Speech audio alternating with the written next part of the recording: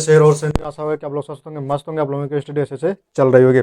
तो आज जो है ये क्लास 10 के लिए मैथ का टॉपिक है। ठीक है, मैथ जो है यानी कि बहुपद अध्याय 2 है। ठीक है, तो बहुपद को हम पहले समझते हैं कि बहुपद किसे कहते हैं। ठीक है, तो आराम आराम से जो है इस चीज़ को समझते चलते हैं। ठीक है, आपको PDF भी मिलते जाएगा। ठीक है, तो जो है आप टेलीग्राम से जुड़ जाइएगा।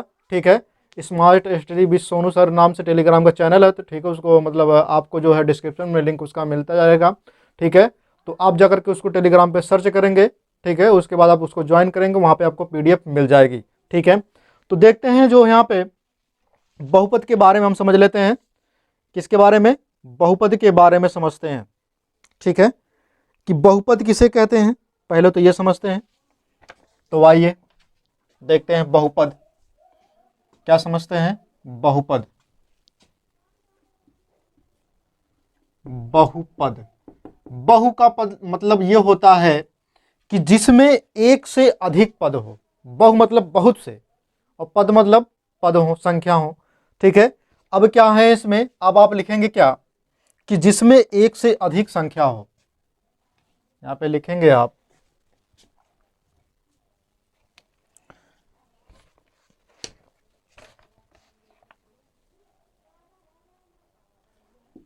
एक से अधिक, एक से अधिक पद को बहुपद कहते हैं। ठीक है, एक से अधिक पद को क्या कहते हैं? बहुपद कहते हैं। इतनी बातें क्लियर हो गई है ना। अब हम समझते हैं कि बहुपद में क्या क्या होता है। बहुपद में दो चीजें होती हैं। बहुपद में कितनी चीजें होती हैं? दो चीजें बहुपद में होती हैं। पहला तो आपका होता है चर, दूसरा आपका होता है अचर। क्या चीजें होती हैं? दो चीजें होती हैं। पहला आपका चर होता है। बहुपद में कितनी चीजें? दो चीजें। ठीक है, पहला आपका होता है चर, दूसरा होता है आपका अचर। अब चर में क्या चीजें होती हैं ये भी समझ लेते हैं। चर किसे कहा जाता है? जैसे मान लीजिए एक्स कोई भी अक्षर हो, ABCD का कोई भी अक्षर हो, ऐसे लेकर जेड तक, एक्स वाई जेड मतलब TAV कुछ भी हो, ETC।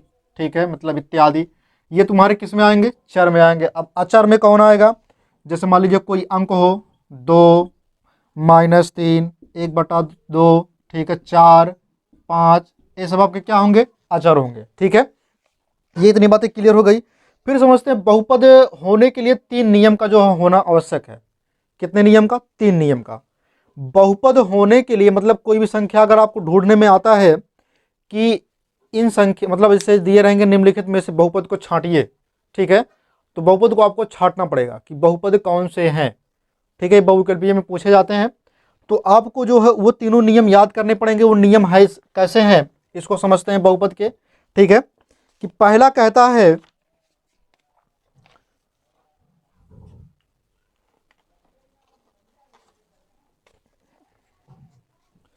समझिएगा यहां पे कि बहुपद होने के जो है 3 नियम हो सकते हैं। मतलब जैसे वो फॉलो होना चाहिए वो नियम, तभी आप बहुपद उसको कह सकते हैं। देखो क्या चीज है।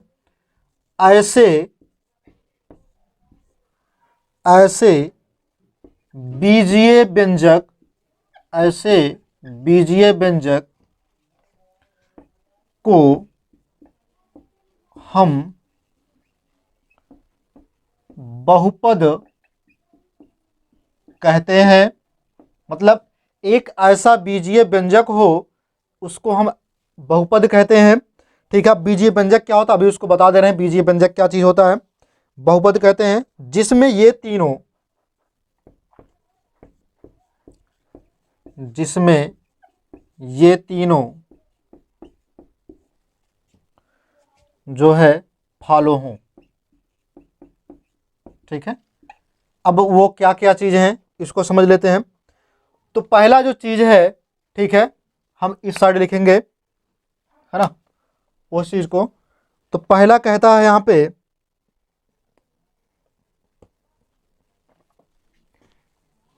नीचे आप लोगों को दिख रहा होगा, शायद नहीं दिख रहा होगा, तो यहां पे हम लिख दे रहे हैं। ठीक है, पहला है कि जो चर राशि है, क्या है? जो चर राशि है उसका घातांक धनात्मक पूर्णांक होना चाहिए। क्या होना चाहिए? चर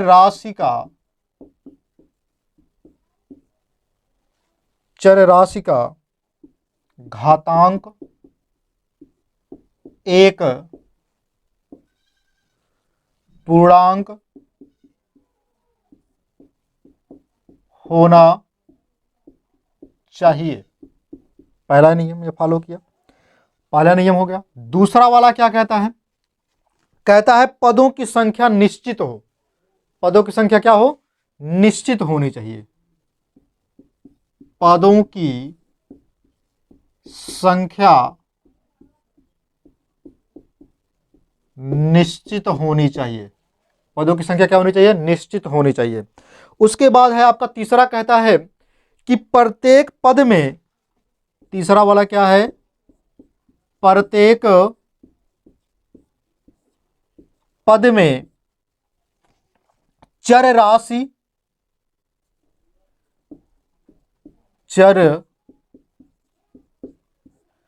राशि का गुणांक एक वास्तविक संख्या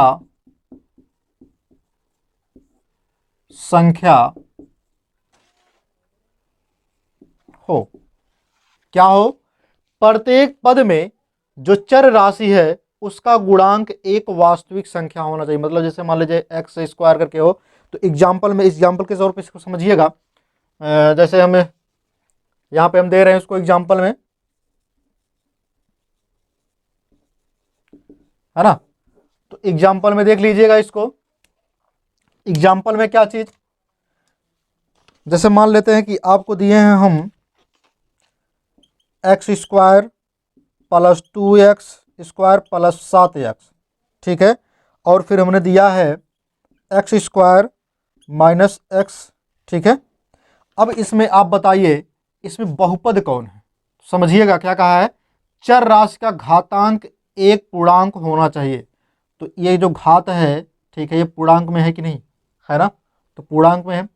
उसके बाद कह रहा है, सॉरी, पूर्णांक में होना चाहिए, एक धनात्मक पूर्णांक होना चाहिए। यहाँ पे लिख दीजिएगा धनात्मक, एक धनात्मक पूर्णांक। यहाँ पे लिख दीजिएगा धनात्मक पूर्णांक। क्या लिखिएगा? धनात्मक पूर्णांक होना चाहिए। तो धनात्मक में है कि नहीं? ये प्लस में होना चाहिए, ये प्लस में है। माइनस में नहीं होना चाहिए। अगर माइनस में होगा तो वो आपका वो क्या होगा? बहुपद नहीं होगा, ठीक है। उसके बाद ये प्लस में है। फिर है पदों की संख्या निश्चित होनी चाहिए। तो पदों की जो संख्या वो निश्चित है। फिर उसके बाद प्रत्येक पद में चर राशि का गुणांक एक वास्तविक संख्या हो। जो गुणांक है उसका क्या होना चाहिए? वास्तविक संख्या। तब ये बताइए ये वास्तविक संख्या है कि नहीं?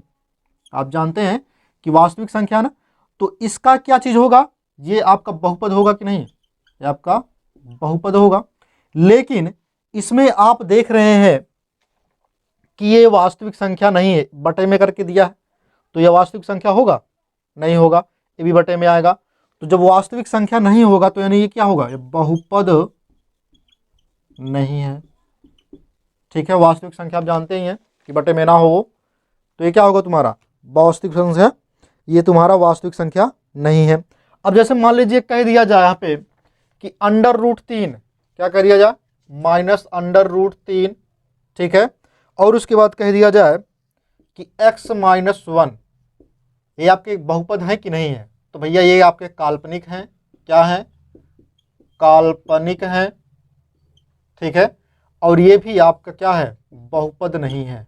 हमने क्या कहा है? बहुपद नहीं है। अभी आप जानते हैं कि धनात्मक पूर्णांक होना चाहिए, तो ये ऋण में आ रहा तो क्या होगा? ये बहुपद नहीं होगा, ठीक है। इतनी बातें क्लियर आ रही है ना। तो इसको हम रैप कर दें, फिर उसके बाद आगे देखते हैं।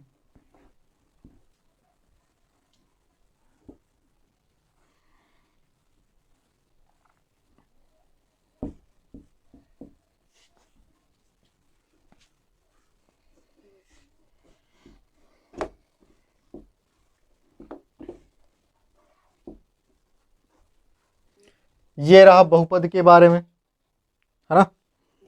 अब हम समझते हैं कि ये तो एग्जाम्पल हो गया। बीजीय व्यंजक जो हमने कहा था कि बीजीय व्यंजक, पहले समझ लेते हैं कि बीजीय व्यंजक होता क्या है, ठीक है।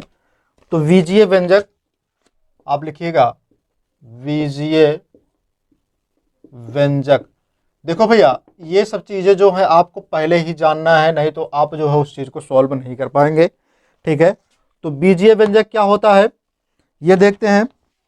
तो कुछ निश्चित चर, मतलब कुछ ऐसे निश्चित हों जो चर तथा अचर हों, तो लिखेंगे आप कुछ निश्चित चर तथा अचर। मतलब ये कुछ ऐसे भी हों जो निश्चित हों, लेकिन चर और अचर में होना चाहिए, वो निश्चित हों। ले और चर और अचर लें, ठीक है, और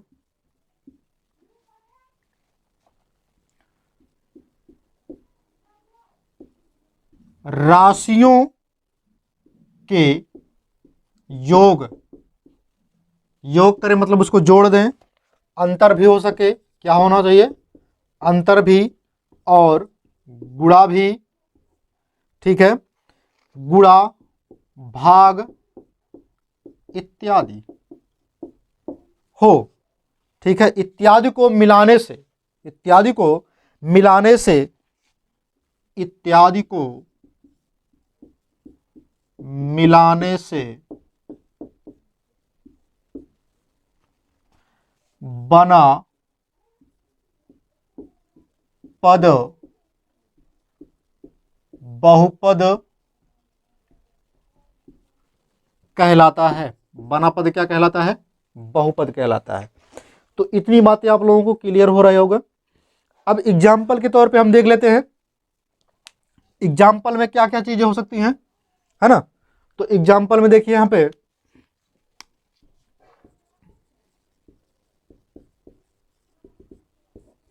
देखो भैया, एग्जाम्पल में जैसे मान लेते हैं कि एग्जाम्पल में हम देते हैं 3x, ठीक है, क्या देते हैं 3x 2x, और ये हो गया मान लेते हैं।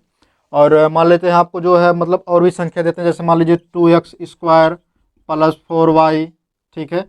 तो ये सब चीज़ें आपके क्या हैं, ये बीजीय व्यंजक हैं। क्या है, बीजीय व्यंजक हैं। जैसे मान लीजिए 7x माइनस 3y, ये आपके क्या होंगे, बीजीय व्यंजक होंगे। जैसे कहने मतलब कुछ निश्चित चर तथा अचर, तो चर भी है और अचर भी है। ले और राशियों के योग, मतलब इनको जोड़ना है या फिर गुणा करें, इसके बीच में इंटू लगा रहता है, और ये जोड़ने का चिन्ह है या घटाव का चिन्ह है।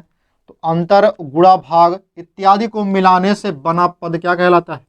तो ये सब पद क्या कहलाएंगे, आपके कहलाएंगे बीजीय व्यंजक। क्या कहलाएंगे, बीजीय व्यंजक कहलाएंगे। क्लियर हो रहा है इतनी बातें। देखिए भैया, जो चीज़ें आपको डाउट लगती हैं कमेंट बॉक्स में उसको आप पूछ सकते हैं, उसके लिए कोई दिक्कत नहीं है। ठीक है, मैं आपको वो चीज़ें बताऊंगा। फिर देखिए, बहुपद के कुछ प्रकार होते हैं, जैसे मतलब बहुपद के प्रकार आप समझिएगा कि बहुपद जो होता 3 टाइप से होता है। जैसे मान लीजिए आप जानते होंगे जिसकी घातें क्या हो, एक हो, ठीक है, यानी कि एक पदी बहुपद होते हैं। तो आप लिखेंगे एक पदी बहुपद, और उसके बाद होते हैं द्विपदी बहुपद, उसके बाद होते हैं त्रिपदी बहुपद। ठीक है, ये सब चीजें हो गई। अब इसमें एक पदी, द्विपदी, त्रिपदी मतलब क्या होता है, जिसकी घातें क्या हो, 2 हो, ठीक है, जिसकी घातें 2 हो या फिर 1 हो, वो क्या कहलाएंगे, एक पदी कहलाएंगे। जैसे मान लीजिए हमने कह दिया जिसकी घातें 1 हो वो एक पदी कहलाएंगे। जैसे मान लीजिए हमने कह दिया x प्लस 7, ठीक है, x हमने कह दिया, ठीक, तो ये आपके क्या होंगे, एक पदी बहुपद होंगे। ठीक है, मान लेते हैं हमने कह दिया -3y, ये आपके क्या होंगे, एक पदी बहुपद होंगे। लेकिन हमने अगर द्वि कह दिया तो यहीं पे क्या कर लीजिए, x स्क्वायर प्लस 7, अब x का स्क्वायर कर दीजिएगा, -3y का स्क्वायर कर देंगे, तो आपके क्या होंगे, द्विपदी होंगे, यानी कि घात जिसकी कितनी हुई, 2। अब त्रिपदीय क्या होंगे, त्रिपदीय जिसकी घातें क्या होनी चाहिए, 3 होनी चाहिए, जैसे एक्स की स्क्वायर, एक्स की पावर 3 प्लस 2x का स्क्वायर प्लस 7। ठीक है, तो इसमें आपके क्या होंगे, ये बहुपद होंगे, ये इसमें आपका त्रिबहुपद होगा। ठीक है, इतने बाद क्योंकि घातें उसकी कितनी हो रही हैं, 3 हो रही है। जब भी 2 घातें दी होंगी तो बड़ी वाली घात ली जाती है, छोटी वाली घात नहीं ली जाती। ठीक है, तो बहुपद समझ में आ गया होगा। अब हम समझते हैं कि शून्य बहुपद क्या होता है।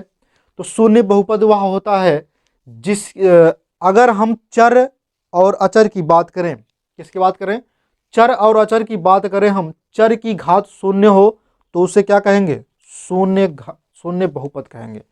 जिसकी मतलब चर की घातें, जिसमें चर की घातें क्या हो, शून्य हो, उसे हम क्या कहेंगे, शून्य बहुपद कहेंगे। ठीक है,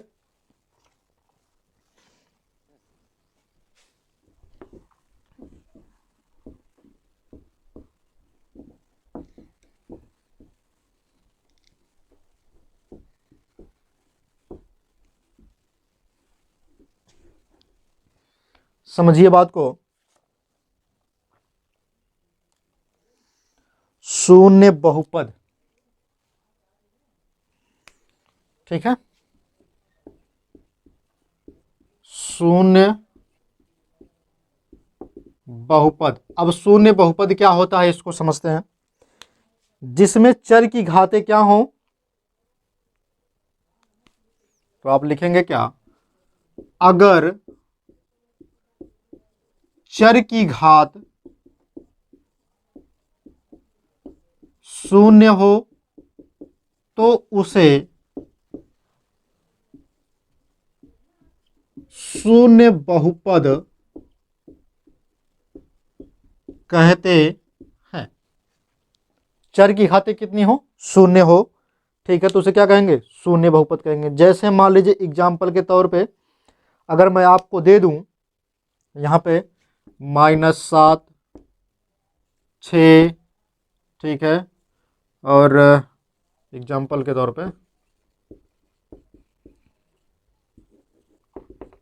ठीक है, तो 6, 7 हो गया आपका, माइनस मतलब मान लेते हैं x हो गया, उसके बाद 1/2 हो गया, ये आपके सब क्या हैं, शून्य बहुपद हैं। लेकिन अगर कह दिया जाए कि शून्य बहुपद तो हो गए, अब उसके बाद कह दिया जाए बहुपदों में शून्य यानी कि मूल कौन है।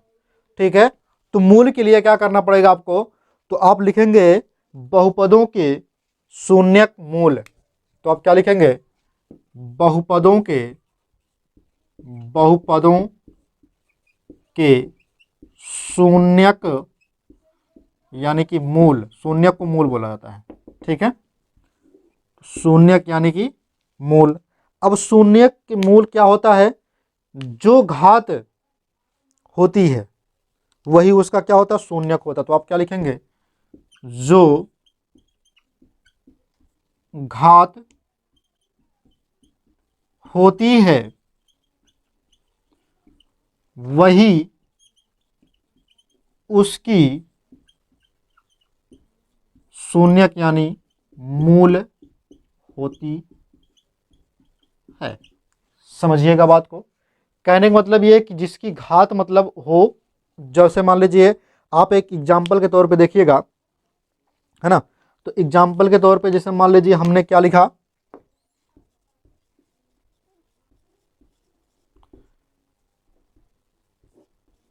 ठीक है, अब हमने एग्जाम्पल के तौर पे अगर हमने लिखा px बराबर x प्लस 5 लिया, हमने x प्लस 5 लिया, ठीक है, तो x की घातें क्या है, 1 है यहाँ पे, तो x की घातें कितनी है, 1 है, तो इसका शून्य क्या होगा, इसका शून्य जो होगा वो 1 होगा कि नहीं, इसका शून्य क्या होगा, 1 होगा। लेकिन इसको हमको सिद्ध करना कि कैसे इसका 1 होगा। देखिए भैया, शून्य तभी 1 माना जा सकता है जब आप यहाँ x का मान 5 रखें। जैसे मान लीजिए जो भी संख्या आप निकालते, मान लीजिए हम ये x का मान निकाल रहे हैं, अभी देखिए x का मान आप निकालें बराबर करके, है ना, तो इसको हम बराबर कर दे रहे हैं। अब 5 उधर लेके जाएंगे तो क्या हो जाएगा, माइनस में हो जाएगा 5, होगा कि नहीं, माइनस में 5। जब इधर आपका -5 होगा अब इसी -5 को हम ले आकर के x के स्थान पे रख दे रहे हैं, तो क्या हो जाएगा -5 + 5, तो आपका माइनस प्लस का क्या हो जाएगा 0 होगा, कट जाएगा ना, तो कितना आएगा 0 होगा। तो यही आपका क्या होगा शून्यक होगा, यही आपका क्या होगा शून्यक होगा, यानी कि मूल होगा। लेकिन ध्यान रहे अगर यहीं x का मान 2 आ जाता, x का मान अगर 2 आ जाता तब आपका शून्यक नहीं होता, तब क्या हो जाएगा अब घटेगा इसमें से, मान लीजिए हम -2 करेंगे तो घटेगा तो 3 आएगा, ठीक है। घाते क्या मतलब जो है इसको हल करने के बाद अगर 0 आ जाता है तब तो शून्यक है यानी कि मूल है, अगर नहीं आता है तब वह शून्यक नहीं है यानी कि मूल नहीं है, ठीक है। इतनी बातें क्लियर हो रही है। फिर आगे हम समझ लेते हैं कि बहुपद में जो होता है रेखीय बहुपद क्या होता है, ठीक है, इसको हम समझते हैं। रेखीय बहुपद, द्विघातीय बहुपद, त्रिघातीय बहुपद, ये सब क्या चीजें होती हैं इसको हम समझ लेते हैं, ठीक है। तो रेखीय बहुपद क्या होता है इसको समझिएगा कि जिसकी घातें एक हों, जिसकी घातें क्या हों एक हों, तो उसे क्या कहते हैं रेखीय बहुपद कहते हैं। और उसके बाद द्विघातीय बहुपद, जिसकी घातें एक से अधिक यानी कि 2 हों उसे क्या कहेंगे, जिसकी घातें यानी कि पावर 2 हों उसे हम द्विघातीय कहते हैं। त्रिघातीय, जिसकी घातें 3 हो यानी कि पावर 3 हो उसे त्रिघातीय बहुपद कहते हैं, ठीक है। इतनी बातें क्लियर हो गई है ना। जैसे एग्जाम्पल के तौर पे हम अगर आपको दे दें यहाँ पर,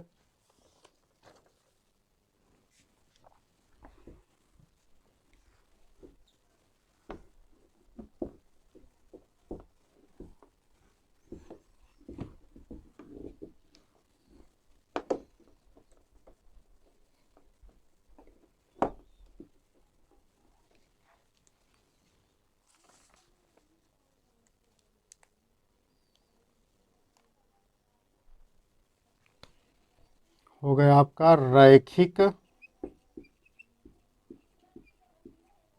बहुपद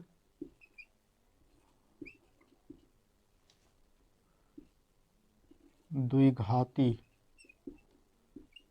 द्विघाती लिखिए चाहे द्विघातीय लिख सकते हैं, द्विघात बहुपद लिखिए, द्विघात बहुपद, त्रिघात बहुपद, ठीक है। अब देखिए इसमें जो है एग्जाम्पल के तौर पर क्या क्या आप लिख सकते हैं। जैसे मान लीजिए आपने लिखा यहाँ पे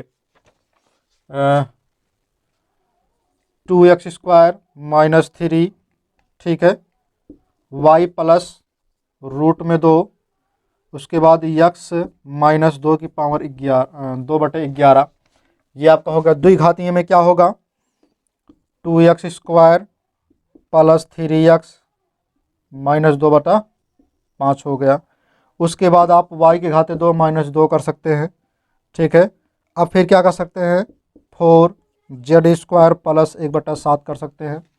अब इसमें समझिएगा त्रिघात में क्या होगा, त्रिघात में वो चीज़ें होती हैं जिसकी घातें क्या हों 3 हों। जैसे मान लीजिए 2x³ और x³ हो गई, √2 x³, ठीक है।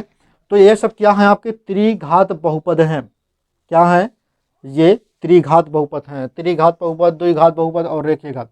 जैसे हमने क्या कहा है इसकी घातें क्या होनी चाहिए, इसकी जो घात है यानी कि पावर जो है वो क्या होना चाहिए 1 होना चाहिए, और इसकी पावर कितनी होनी चाहिए 2 होना चाहिए, और इसकी पावर कितनी होनी चाहिए वो 3 होना चाहिए। देखिए आप क्या 3 2 1 हैं, तो यहाँ पे देख रहे हैं इसकी घात x की घात यहाँ पे 1 नहीं लिखा जाता लेकिन माना जाता है, यहाँ पे 1 हो रहा है, ठीक है, और यहाँ पर भी 1 है, यहाँ पर भी 1 है, लेकिन और सब में नहीं है ना। तो यानी ये क्या चीज़ होंगे आपके रेखीय बहुपद होंगे। अब हम समझ लेते हैं कि इसकी घातें यहाँ पर भी 2 हैं, है ना, तो यहाँ पर भी 2 हैं घातें और यहाँ पर भी 2 हैं घातें, तो ये सब क्या होंगे द्विघातीय बहुपद होंगे। अब हम समझते हैं त्रिघातीय बहुपद, इसकी घातें यहाँ 3 हैं, इसकी घातें भी 3 हैं और इसकी घातें भी 3 हैं, तो क्या होंगे तुम्हारे त्रिघात बहुपद होंगे, ठीक है।